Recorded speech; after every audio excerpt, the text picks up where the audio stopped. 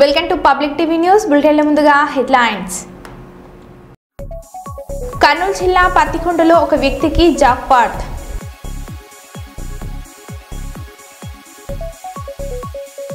కాళేశ్వరంలో సరస్వతి పుష్కరాలకు వెళ్లి వస్తున్న ప్రైవేట్ బస్సు దగ్నం.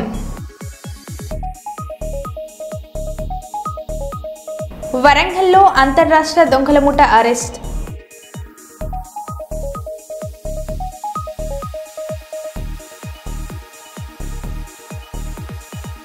తిరుమల మొదటి ఘాట్ రోడ్లో మరోసారి చిరుత సంచారం.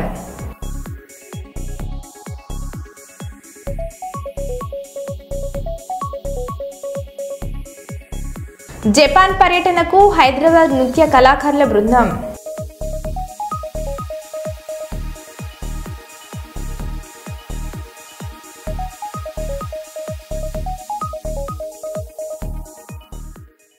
ఇక వివరాల్లోకి వెళ్తే, వేమనపల్లి మండలంలోని చామనపల్లి గ్రామానికి చెందిన దళిత రైతులపై అటవీ శాఖ అధికారులు అక్రమ కేసులు నమోదు చేసి జైలుకు పంపడాన్ని తీవ్రంగా పరిగణించిన మంచిర్యాల జిల్లా కలెక్టర్ కుమార్ దీపక్ అటవీ శాఖ అధికారులపై ఎస్సీ ఎస్టీ అట్రాసిటీ కేసు నమోదు చేసి జైలుకు పంపాలని జిల్లా పోలీసు అధికారులను ఆదేశించారు. న్యాయవాది బీజేపీ రాష్ట్ర కార్యదర్శి సభ్యులు కొయ్యల ఏమాజీ ఆధ్వర్యంలో జిల్లా కలెక్టర్ కార్యాలయం ముందు రైతులతో కలిసి ధర్నా చేశారు. అనంతరం జిల్లా కలెక్టర్ దీపక్ కుమార్ కు రైతులకు జరిగిన అన్యాయం గురించి ఫిర్యాదు చేశారు. భారత్ మాతా కి జై, భారత్ మాతా కి జై. చామనపల్లి రైతుల సమస్యలు పరిష్కరించాలి, చామనపల్లి రైతుల సమస్యలు పరిష్కరించాలి. అటవీ అధికారుల దౌర్జన్యం, అటవీ అధికారుల దౌర్జన్యం నశించాలి, అటవీ అధికారుల దౌర్జన్యం నశించాలి. రైతుల భూముల్లో అటవీ అధికారుల దౌర్జన్యం నశించాలి. భారత్ మాతా కి జై. రైతులకు పట్టాలు ఇవ్వాలి, రైతులకు పట్టాలు ఇవ్వాలి. రైతుల భూముల్లో అటవీ అధికారుల దౌర్జన్యం నశించాలి, రైతుల భూముల్లో అటవీ అధికారుల దౌర్జన్యం నశించాలి, రైతుల భూముల్లో అటవీ అధికారుల దౌర్జన్యం నశించాలి. భారత్ మాతాకి జై. రైతుల భూములు రైతులకు ఇవ్వాలి. రైతుల్లో సాగు చేసుకుంటా ఉన్నారు. మరి గత అనేక సంవత్సరాలు సాగు చేసుకుంటున్న ఆ భూముల్లో డెవలప్ చేసేసి కట్టలు కట్టేసి విద్యుత్ స్తంభాలు పెట్టి బోర్లు వేసి విద్యుత్ మోటార్లు అమర్చి సాగు చేసుకుని వ్యవసాయం చేసుకుని బతుకుతూ ఉన్నారు. మరి వీరికి ఒక్కొక్కరికి ఎకరం 2 ఎకరాలు చొప్పున ఈ భూములు ఉన్నాయి.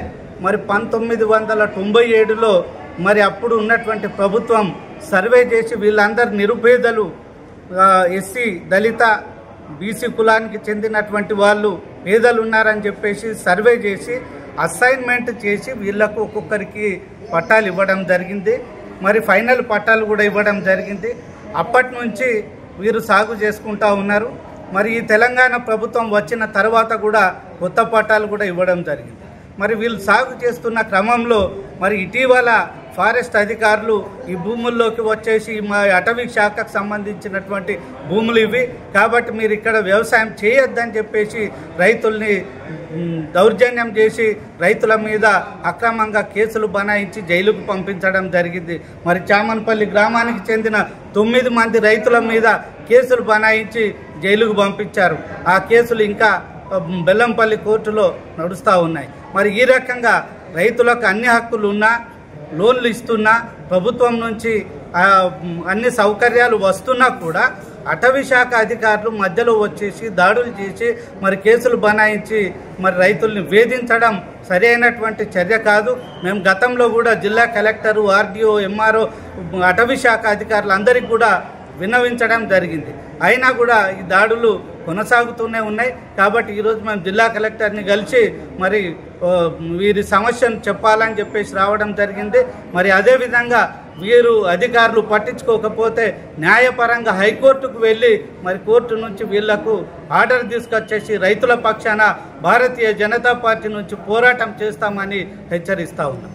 సర్వే నంబర్ 65, 67లో మరి వీరు అన్ని సౌకర్యాలు కల్పించుకొని భూముల్ని చదును చేసి మోటార్లు, విద్యుత్ మోటార్లు, బావులు అన్ని వేసుకొని మరి భూముల్ని సాగు చేసుకుంటున్నా కూడా మరి ఇటీవల అటవీ శాఖ అధికారులు మరి వీరి గ్రామానికి వచ్చేసి వీరిపైన రైతుల మీద దాడులు చేస్తూ దౌర్జన్యాలు చేస్తూ మరి 9 మంది రైతుల మీద అక్రమంగా కేసులు బనాయించి జైలుకు పంపించడం జరిగింది. మరి దీని గురించి ఈరోజు జిల్లా కలెక్టర్ గారికి ఫిర్యాదు చేయడానికి రావడం జరిగింది. మరి గతంలో కూడా అనేక సందర్భాల్లో జిల్లా కలెక్టర్ ఇతర అధికారులకు మరి విన్నవించినా ఎవరు కూడా పట్టించుకోలేదు. మరి ఈరోజు జిల్లా కలెక్టర్ గారు మరి వెంటనే స్పందించి అటవీ శాఖ అధికారుల మీద ఎస్సీ ఎస్టీ అట్రాసిటీ కేసులు నమోదు చేయాలని చెప్పేసి జిల్లా పోలీసు ఉన్నతాధికారులకు ఆదేశాలు జారీ చేయడం జరిగింది. మేము ఇప్పటికైనా జిల్లా కలెక్టర్ గారిని కోరుతా ఉన్నాం. మరి అటవీ శాఖ అధికారుల దౌర్జన్యాలు అరికట్టకపోతే మేము కోర్టుల్ని కూడా ఆశ్రయించి రైతుల పక్షాన భారతీయ జనతా పార్టీ తరఫున పోరాటం చేస్తామని చెప్పేసి ఈ ప్రభుత్వాన్ని అధికారులను హెచ్చరిస్తాము. ఉపాధి హామీ బకాయిలు చెల్లించాలని శ్రామికులు భిక్షాటన కార్యక్రమాన్ని చేపట్టారు. మంగళవారం దేవరపల్లి, నందిపల్లి, కొత్తపల్లి, శ్రీరాంపురం గ్రామాల్లో ఉపాధి శ్రామికులతో పని ప్రదేశాల్లో సమావేశాలు ఏర్పాటు చేసిన అనంతరం ఆంధ్రప్రదేశ్ వ్యవసాయ కార్మిక సంఘం రాష్ట్ర ఉపాధ్యక్షుడు డి వెంకన్న మాట్లాడారు. ఉపాధి కూలీలకు బకాయిలు చెల్లించకపోతే అడుగు తిని బతకాలా? ఉపాధి కూలీలకు బకాయిలు చెల్లించకపోతే అడుగు తిని బతకాలా? ఉపాధి కూలీలు బకాయిలు చెల్లించకపోతే అడుగు తిని బతకాలా? ఉపాధి కూలీలు బకాయిలు వెంటనే చెల్లించాలి. ఉపాధి కూలీలు బకాయిలు వెంటనే చెల్లించాలి.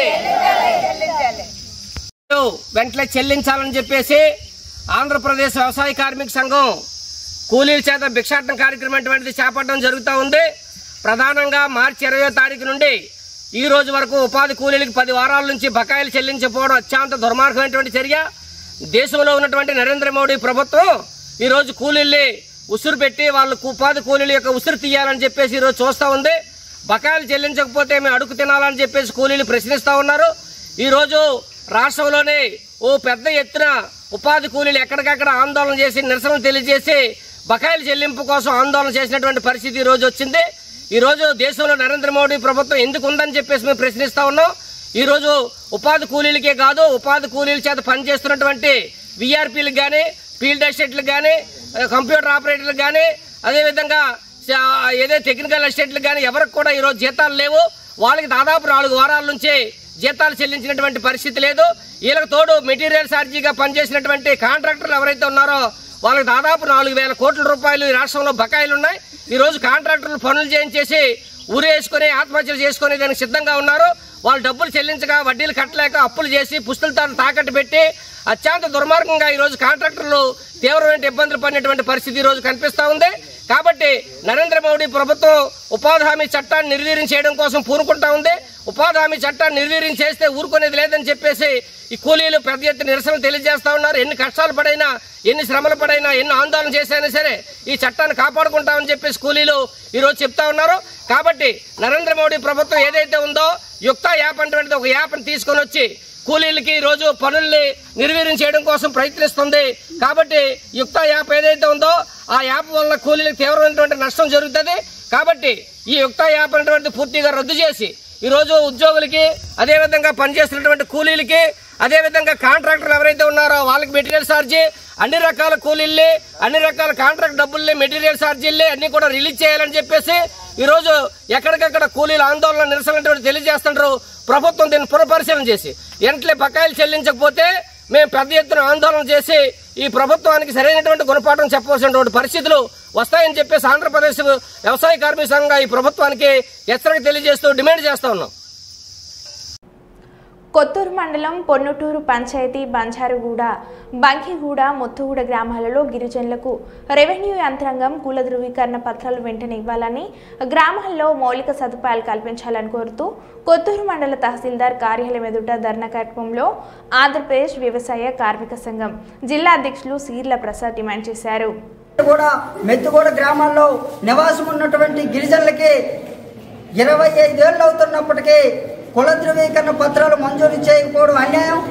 ఆ 3 గ్రామాల్లో నివాసం ఉన్నటువంటి గిరిజనులకి రహదారి సౌకర్యం లేదు, పిల్లలు చదువుకోవడానికి బడి లేదు, కనీసం పసిపిల్లలు బాలనదిలో వెళ్ళడానికి అంగన్వాడీ కేంద్రం లేదు.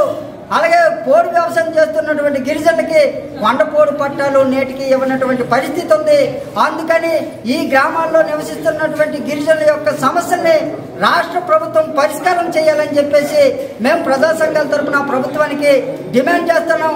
గత 3 ఏళ్లుగా అక్కడ బాధ్యతలు నిర్వహించినటువంటి విఆర్ఓ రాజగోపాల్ గిరిజనుల మీద తప్పుడు ప్రచారం చేసి కుల ధృవీకరణ పత్రాలు కూడా ఇవ్వకుండా నేటికి కూడాను గిరిజనులు ఇబ్బందులు పెట్టినారు, అన్యాయం చేసినారు.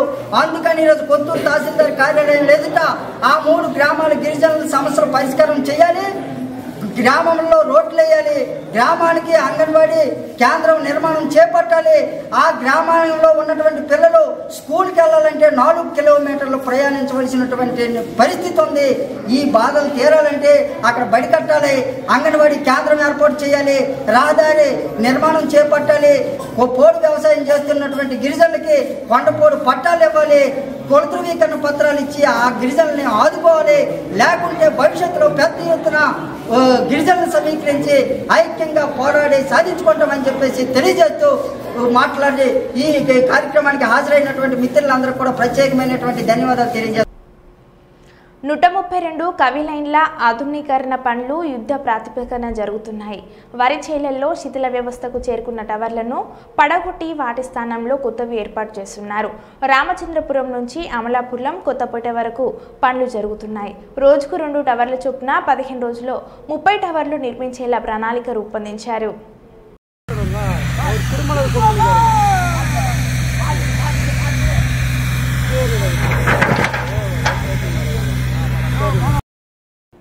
చేతి వృత్తుల ఆధునీకరణ చేసేందుకు ప్రభుత్వాలు తోడ్పాటు అందించాలని, దాని నుండి వచ్చే ఫలితాలు నిరుపేదలకు అందించేందుకు ప్రత్యేక చొరవ తీసుకోవాలని మాజీ మంత్రి తుల్లా దేవేందర్ గౌడ్ అన్నారు. వెనుకబడిన తరగతుల సాధికారత సంస్థ ఆధ్వర్యంలో బాషీర్బాగ్ ప్రెస్ క్లబ్లో నిర్వహించిన కార్యక్రమంలో చేతి వృత్తుల ఆధునీకరణ ప్రత్యామ్నాయం అనే పుస్తకాన్ని హైకోర్టు విశ్రాంత న్యాయమూర్తి జస్టిస్ ఈశ్వరయ్య, రచయిత ఇంద్రవెల్లి రమేష్తో కలిసి దేవేందర్ గౌడ్ ఆవిష్కరించి మాట్లాడారు. छत्रपति साहू महाराज की जरी फूल दंडाले तुमो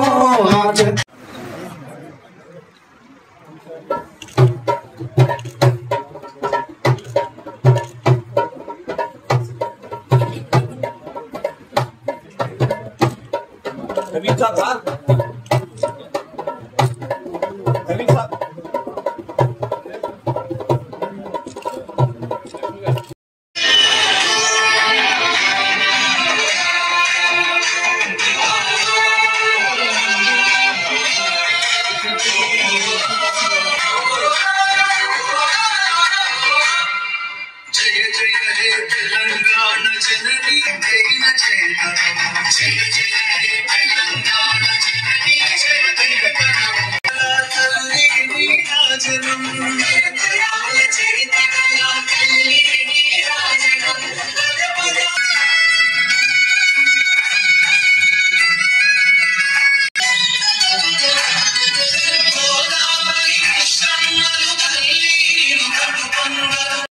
విధానం తెలియదు వీళ్ళకు. ఎందుకు? బికాస్ ఆధునీకరించబడ్డటువంటి యొక్క మిషనరీని కొనే పరిస్థితి వీళ్ళకు లేదు.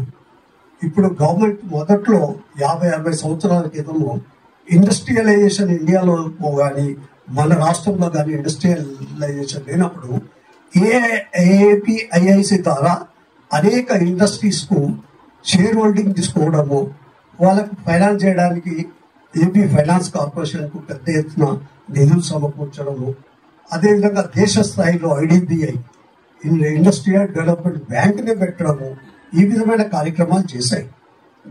దాని మూలంగా ఇండస్ట్రియలైజేషన్ కొంతవరకు జరిగింది, జరగలేదని నేను అనను. అయితే అదే విధమైన పరిస్థితి బీసీలకు కూడా రావాలి. ఇప్పుడు ఈ యొక్క చేతి వృత్తులు నాట్ ఓన్లీ రెండు ప్రభుత్వాల యొక్క రెండు పరిస్థితులు సమస్యలు మార్చగలుగుతారు. ఏ ప్రభుత్వానికైనా నిరుద్యోగం పెద్ద సమస్య ఈరోజు ప్రపంచవ్యాప్తంగా. ఈ నిరుద్యోగ సమస్య పోవాలని అంటే చేతి వృత్తులు బాగా అభివృద్ధి చెందితే ఒకటి ఫైనాన్షియల్ గా కంట్రీ బాగుపడుతుంది, ఎంతో జీడిపి పెరుగుతుంది. చాలా చేతి వృత్తులు ఆధునీకరించడం వల్ల ఎక్స్పోర్ట్స్ అవుతాయి. అదేవిధంగా ఇంతకు ముందు అంటే వేరే, ఈ రోజు ఈజీగా చేయొచ్చు.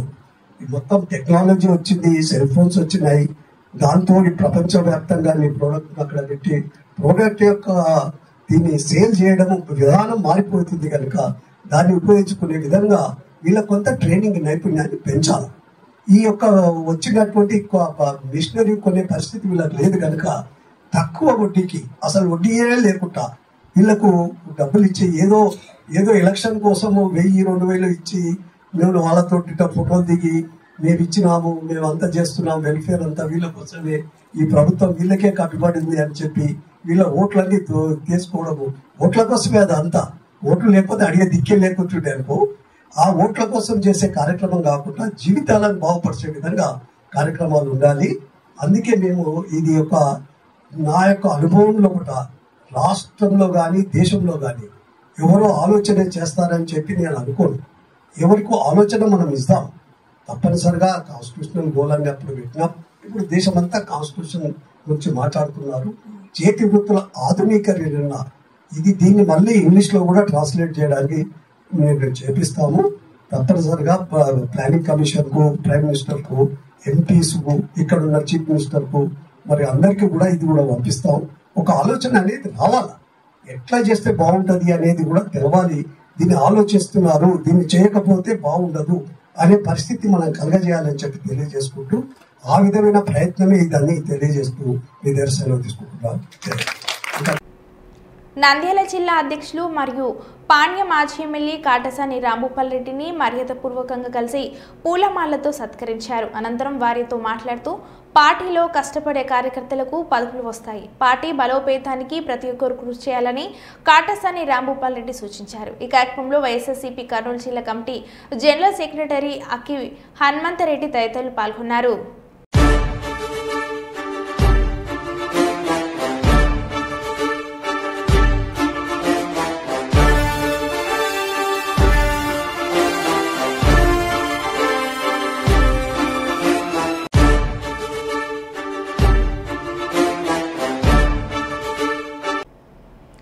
భారత తొలి ప్రధాని ఆదర్శవాది నాయకుడు పండిత్ జవహర్లాల్ నెహ్రూ వర్ధంతిని పురస్కరించుకుని రామగుండం శాసనసభ్యులు ఎంఎస్ రాజ్ ఠాకూర్ ఈరోజు స్థానిక క్యాంప్ కార్యాలయంలో ఏర్పాటు చేసిన కార్యక్రమంలో ఆయన చిత్రపటానికి పూలమాలలు వేసి శ్రద్ధాంజలి ఘటించారు. ఈ సందర్భంగా ఎమ్మెల్యే మాట్లాడారు.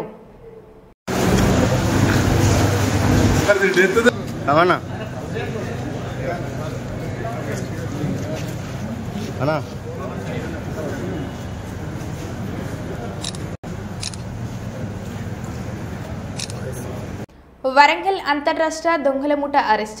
వరంగల్ రైల్వే స్టేషన్ పరిసర ప్రాంతాల్లో తాళం వేసి ఉన్న ఇంట్లను టార్గెట్ చేస్తున్న 2 అంతర్రాష్ట్ర దొంగల అరెస్ట్. మహారాష్ట్ర, మధ్యప్రదేశ్ జిల్లాకు చెందిన వేటంకి రామగోద్మారే, షేర్అలీ, సయ్యద్ మోతీ రహీంలను అరెస్టు చూపించిన ఏసీపీ నందిరామ్ నాయక్ 8 లక్షల రూపాయలు విలువ చేసే 9 తులాల బంగారం, 1000 రూపాయల నగదు స్వాధీనం.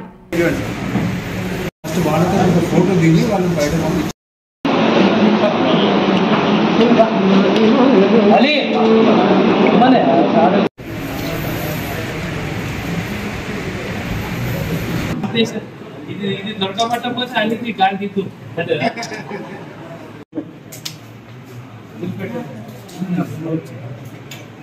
నెల 11వ తారీఖున సుమారు 7 గంటల సమయంలో మటవాడ పోలీస్ స్టేషన్ పరిధిలోని బ్యాంక్ కాలనీలో బయ్యస్వామి గారి ఇంట్లో కొంతమంది గుర్తు తెలియనటువంటి దొంగలు దొంగతనం చేసిందనేటువంటిది కంప్లైంట్ రావడం జరిగింది.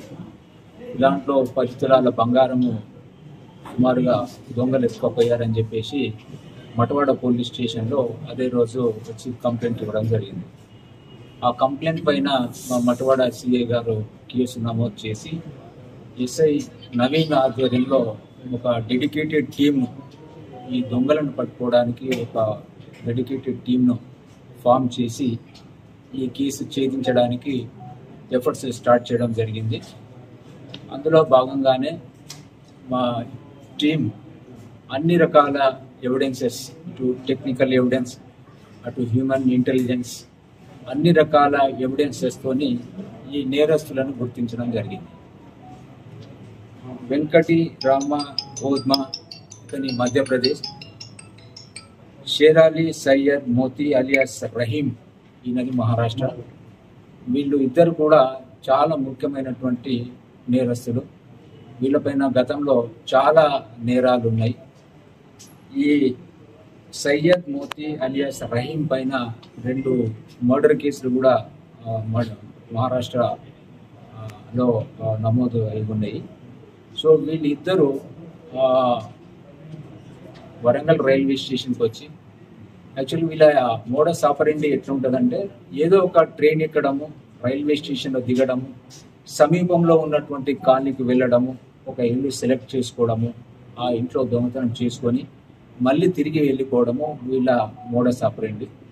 అదే రకంగా వీళ్ళిద్దరు కలిసి ట్రైన్లో వరంగల్ రైల్వే స్టేషన్కి వచ్చి 11వ తారీఖు మేన రైల్వే స్టేషన్లో దిగిన తర్వాత వాళ్ళు నడుచుకుంటూ మన బ్యాంక్ కాలనీకి వచ్చి ఈ భయస్వామి గారి ఇంటిని సెలెక్ట్ చేసుకొని వాళ్ళ ఇంట్లో ఎవరు లేనిది చూసి తాళాలు పగలగొట్టి ఇంట్లోకి దూరి ఉన్నటువంటి 10 తులాల బంగారాన్ని ఎత్తుకొని పోవడం జరిగింది.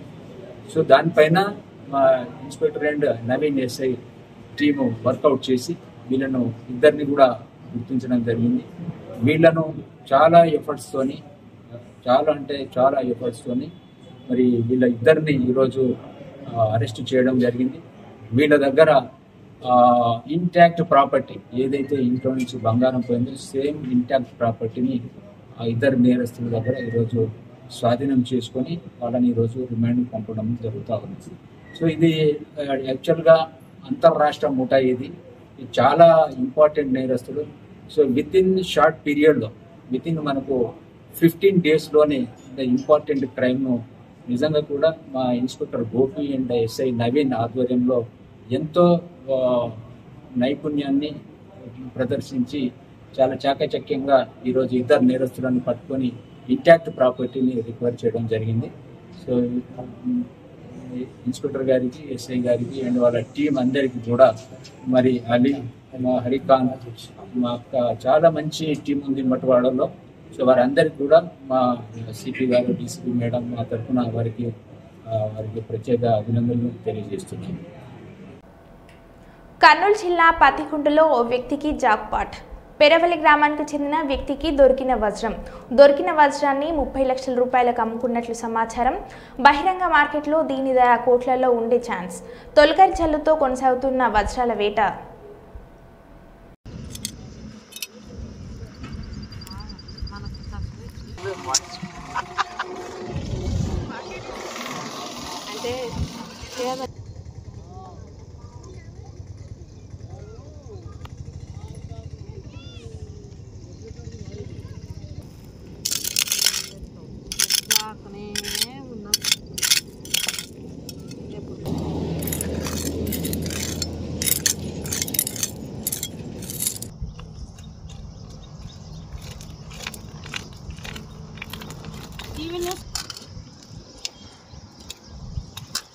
తీసినందుకన్నా ఫలితం ఉండాలి.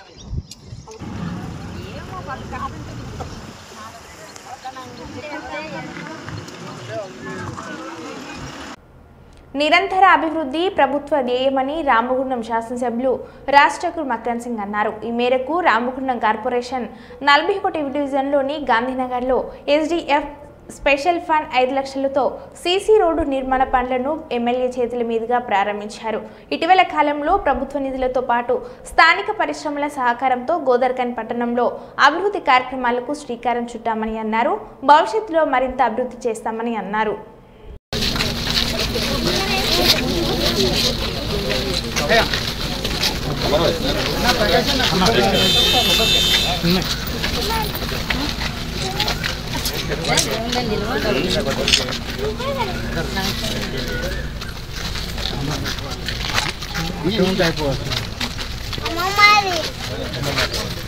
మీ ద్వారా కాంట్రాక్టర్ క్వాలిటీ మంచిగా ఉండాలి, ఇన్ టైంలో కావాలి.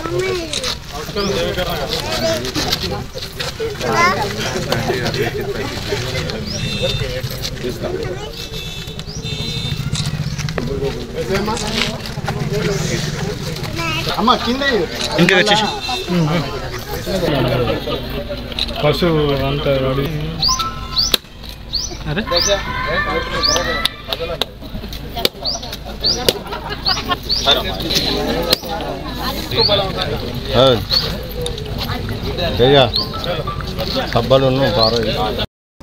మరో బులెటిన్లో మళ్ళీ కలుద్దాం. Stay tune.